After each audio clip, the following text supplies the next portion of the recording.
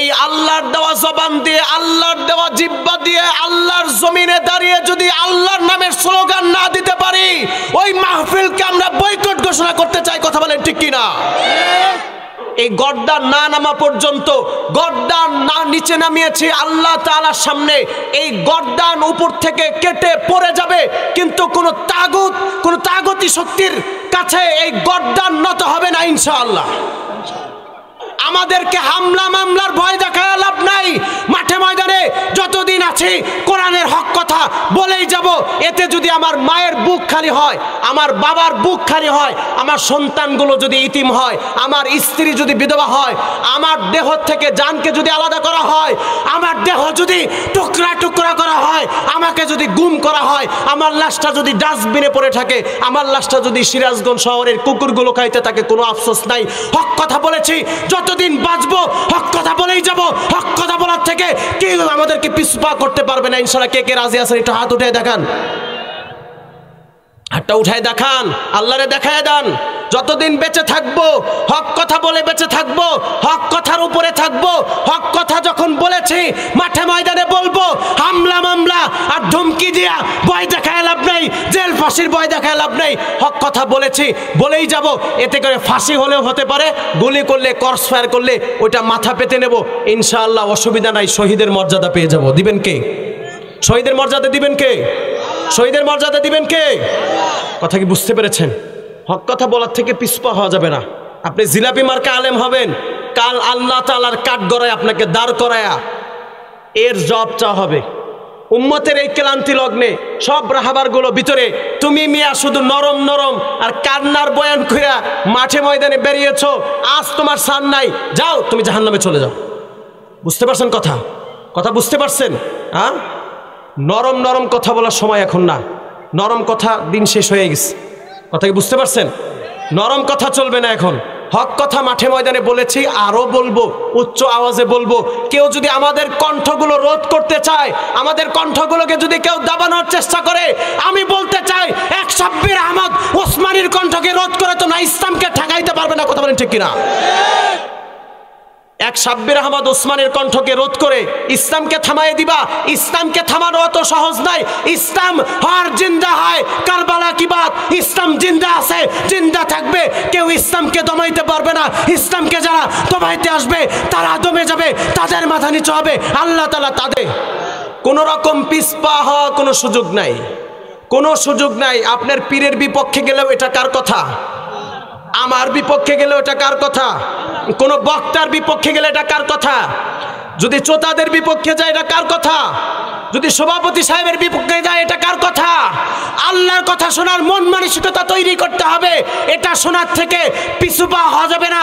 কল্লা যেতে পারে, কিন্তু কল্লার উপর থেকে পাগড়ি খুলবে না। পাগড়ি কেউ খুলতে পারবে না। কল্লা যেতে পারে, কিন্তু পাগড়ি। কথা বলেন, পাগড়ি। আপনারা কি ভয় পাচ্ছেন? ভয় নাই, ভয় পাইন না। হয়তো আমি যাওয়ার সময় গুম হয়ে যাইতে পারি, আমার ফাঁসি হয়ে যাইতে পারে, আমার জেল হইতে পারে, আমাকে রিমান্ড দিতে পারে, কিন্তু কোন রকম হক কথা বলার থেকে আমি সাব্বির আহমদ ওসমানী পিছুপা হবে না ইনশাআল্লাহ।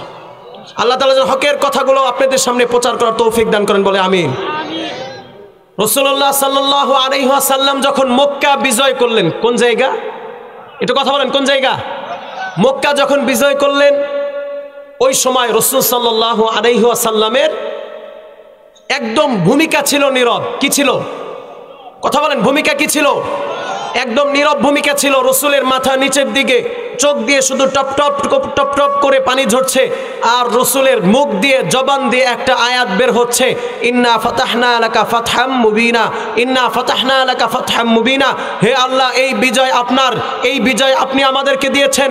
এই বিজয় কোনো মানুষের না, এই বিজয় সুতরাং আপনি আমাদেরকে বিজয়িত করেছেন। এই আয়াতে কারিমা পড়তে পড়তে রাসূল এবং সাহাবাই কেরাম যারা আছেন তারা মক্কাতে প্রবেশ করতেছেন।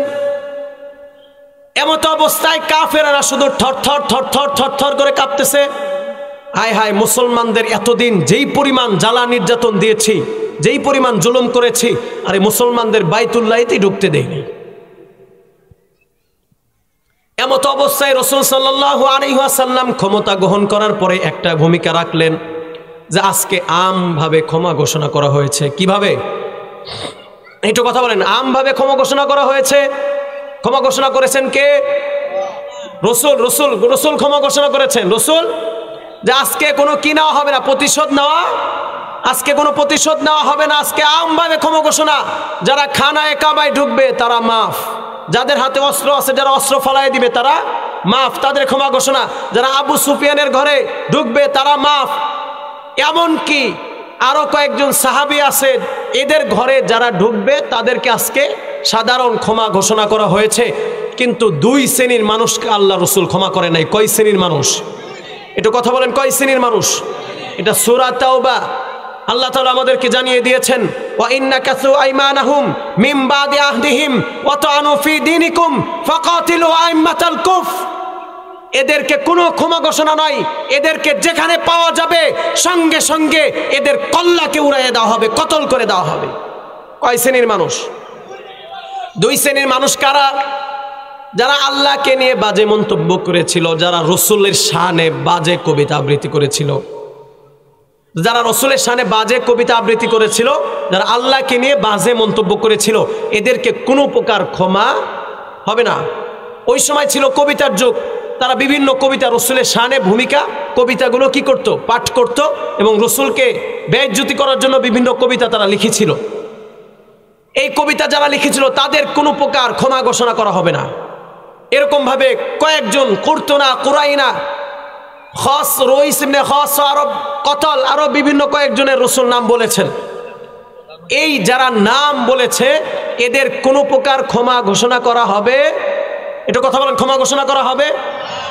অথচ দেখেন যেই নবী, যেই রসুল কি করেছিলেন, যেই রসুল দোয়া করেছিলেন যে তায়েফের ময়দানে রসুলের মাথা ভেঙে গেছে, ফেটে গেছে, রক্ত দিয়ে তায়েফের ময়দান টুপ টুপ করে রসুলের রক্তগুলো পড়ছে, রসুলকে যেই পরিমাণ তায়েফের ছেলেরা পাথর মেরেছিল, এরপরেও জিবরাইল আমিন এসে বলে, ইয়া রাসূলুল্লাহ আপনি একটু হাতটা উঠান, একটু হাতটা উঠায়া আল্লাহর কাছে দোয়া করেন। দেখেন দুই পাহাড়ের চিপায় তাদেরকে বাড়ি দিয়ে তাদেরকে ধ্বংস করে দেব। রসুল হাত উঠাইছেন, সকল সাহাবীরা বলছে এই বুঝি রসুল বদদোয়া করবে, কিন্তু রসুল বদদোয়া করেন নাই। রসুল বলেছেন, আল্লাহ এরা তো আমার উম্মত, আল্লাহ এদেরকে আপনি ধ্বংস করে দিয়েন না। আল্লাহ এই তায়েফবাসী এরা বোঝে নাই, আল্লাহ এরা ইসলাম তো গ্রহণ করবে, আল্লাহ হয়তো পরে বুঝবে, আল্লাহ এরা না বুঝলেও এদের পরের প্রজন্ম বুঝবে, আল্লাহ এদেরকে আপনি ধ্বংস করে দিয়েন না, আল্লাহ এদেরকে আপনি মাফ করে দেন। মাফ করছেন কে? মায়ার নবী। মায়ার নবী মাফ করে দিয়েছেন কে? মায়ার নবী। কিন্তু মায়ার নবী একটা জায়গায় বড় কঠিন, বলছে যে এদের কোনো প্রকার ক্ষমা ঘোষণা নাই, এদেরকে যেখানে পাওয়া যাবে সেখানে কতল করা হবে। এই ভূমিকাও কার? আপনারা তো বলেন যারে রসুলের আখলাক চরিত্র তার তো কত নম্র ভদ্র ছিল, আর আপনারা খালি গরম গরম কথা বলেন। এই গরম গরম কথা আপনারা কার কাছ থেকে শিখছেন? আপনি আসেন, আপনাকে একটু দেখাই রসুলকে শুধু নরম নরম বয়ান করেছেন না রসুলের ভূমিকা শক্তও ছিল? হ্যাঁ, এই যে কয়েকজনরে যে কোনো প্রকার ক্ষমা ঘোষণা করলেন না, যেখানে পাওয়া যাবে সেখানে কল্লা ফালাইয়া দেওয়া হবে, এই ভূমিকা কার? মায়ার নবীর। কার? একটু কথা বলেন কার? এই মায়ার নবী যখন ঘোষণা দিলেন তখন খানায়ে কাবার গিলাফ জড়িয়ে এক মুনাফিক খানায়ে কাবার গিলাফ জড়িয়ে আছে, মনে করছে এটা তো মসজিদে হারাম, এখানে মশা মাছি মারাও নিষেধ, সুতরাং মুসলমানরা হয়তো আমাকে এখানে মারবে না। ক্ষমা ঘোষণা করছে কে? মায়ার নবী। আর ক্ষমা ঘোষণা করেন নাই কে? রসুলের দুইটা পাঠ আপনাদের সামনে আমি একদম খোলাসা করে দেব। একবার ক্ষমা করছেন কে? আর একবার ক্ষমা করেন নাই কে? তা আপনারা শুধু প্রশ্ন করেন, হুজুর আপনারা এত গরম গরম কথা কন, মায়ার নবীকে কখনো গরম কথা বলেছেন? বলে দেখেন পাঠটা দেখেন, ভূমিকা কেমন একটু দেখেন, ভূমিকাটা একটু আপনাদের চোখে আঙ্গুল দিয়ে দেখায় যায়। রসুল বলেছেন এদেরকে যেখানে পাওয়া যাবে, যেই অবস্থায় পাওয়া যাবে, এদের কল্লা সঙ্গে সঙ্গে উড়াইয়ে দেওয়া হবে। এক মুনাফিক গিয়ে খানায়ে কাবার গিলাফের ভিতরে নিজের দেহটা ওই গিলাফের ভিতরে লুকাইয়ে নিছে। এই মুনাফিক মনে করছে মুসলমানরা এখানে আমাকে কি করবে না, হত্যা করবে না, এখানে তো এটা হচ্ছে মসজিদে হারাম, এখানে মশা মাছি মারা নিষেধ, শরীরের লোম উঠানো নিষেধ, এখানে কিচ্ছু করবে না। বাস এই মুনাফিক পলাইছে, কিন্তু পাটা তো বাইরে হয়ে আছে। দেখেন না খানায়ে কাবার নিচে বেশি গিলাফ নাই, পাটা বের হয়ে আছে। সাহাবাই কেরাম যখনই ওখানে পেয়েছে বা সঙ্গে সঙ্গে ওই জায়গায় তার কল্লাটা উড়াই দিছে। এটাও আদেশ কার? এটাও আদেশ কার? রসুলের মিষ্টি মিষ্টি কথা শুধু আপনারা শুনতে পছন্দ করেন, এই কথাগুলো কি শুনতে ভালো লাগে না? এই আদেশও কার? একটু কথা বলেন কার? রসুলের আদেশ, তাই না? এখন আসেন উসমান রাদিয়াল্লাহু আনহু, যার সঙ্গে রসুলের দুইজন মেয়েকে বিবাহ দিয়েছেন। কার সঙ্গে? দুইজন মেয়েকে কার সঙ্গে বিবাহ দিয়েছেন? আপনাদের এলাকায় একজনের স্ত্রী যদি মারা যায়, আপনার দ্বিতীয় কন্যা তার সাথে বিয়ে দিবেন?